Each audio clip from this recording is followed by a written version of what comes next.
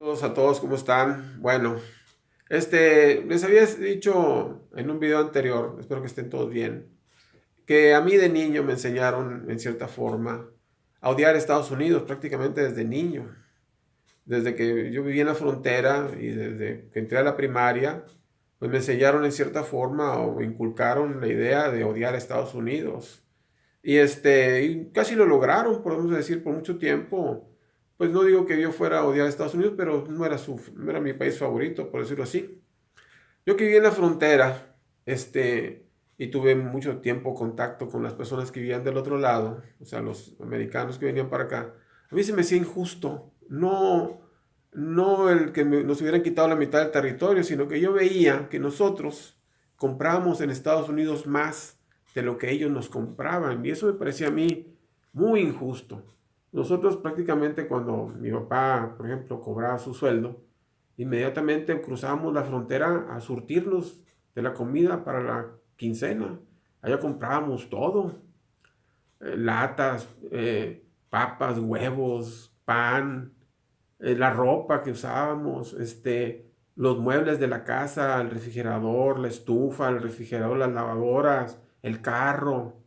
Las casas eran de madera, parecidas a las de Estados Unidos, inclusive hasta pintadas de los mismos colores feos que usan allá, un azul, amarillos, blancos, así pálidos porque la madera no agarra el color igual que las casas de madera. Entonces prácticamente todo lo comprábamos en Estados Unidos allá. Y yo veía a los turistas que cruzaban la frontera para México y ellos nada más compraban algo de vinos, algún zarape, un sombrero.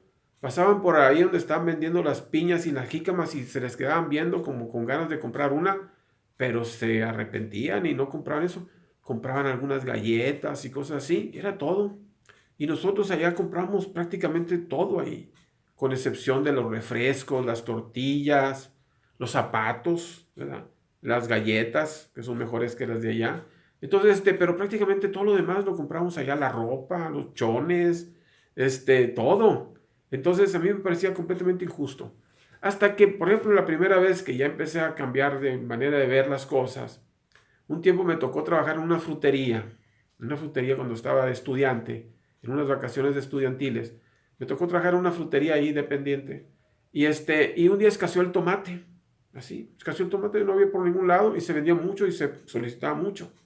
Entonces a alguien de la tienda se le ocurrió ir a comprarlo a Estados Unidos. Al principio se sintieron un poco, dudaban de que fuera a ser más caro y que no fuera a ser negocio, pero dijeron, no, vamos a comprarlo ahí donde lo distribuyen.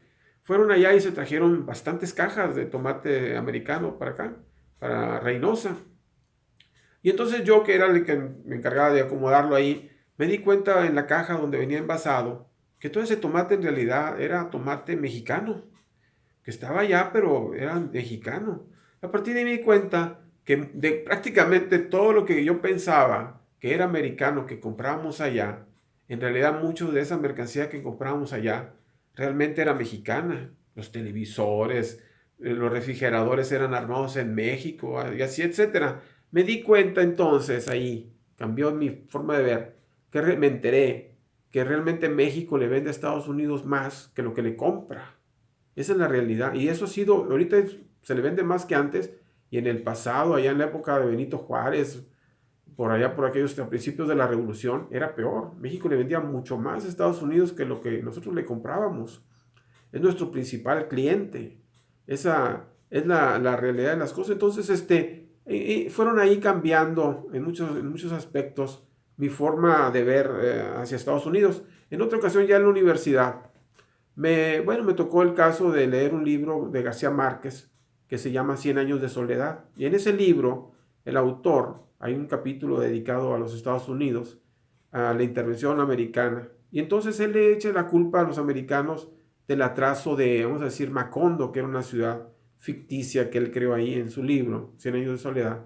Y decía que Macondo era una ciudad que tenía un progreso así, vamos a decir, constante y siempre hacia adelante. Que en unos, no sé, 50 o 60 años iba a ser una maravilla, ¿verdad?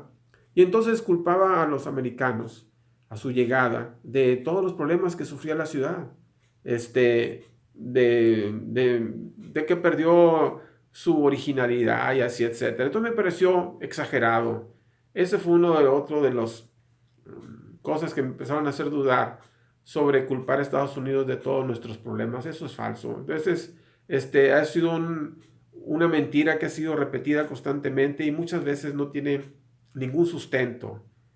Solamente es buscar un enemigo y cargarle todos los problemas a un enemigo que conviene a alguien le conviene que lo veamos como enemigo, ¿verdad? Pero en realidad muchas veces sí tiene responsabilidades, pero no todas. Por ejemplo, lo culpan de que el gobierno de Estados Unidos fue el que tumbó al gobierno de Honduras. Y es posiblemente que tenga razón, pero no lo hubiera tumbado si el gobierno mexicano no lo hubiera permitido. Entonces, eso no lo dice, ¿verdad? México está muy metido ahí y muchas veces son cuestiones de que conviene o no conviene, ¿verdad? Que un presidente continúe por sus políticas, que a veces son contrarias a los intereses de otros países, ¿verdad? Cuando hagan críticas así, tiene uno que ser más analista y no dejarse llevar por la crítica fácil. Bueno, en el siguiente video, que es el mismo tema de Estados Unidos, voy a hablarles, en mi opinión, sobre el por qué la presencia de Estados Unidos en muchas regiones del planeta, por el que son acusados por muchos críticos que tiene. Porque si les interesa el tema, ahí les encargo que lo vean. Un ratito más lo subo. No lo quise juntar en este video porque no quiero que se haga muy largo el mismo. Ok. Saludos a todos y estamos en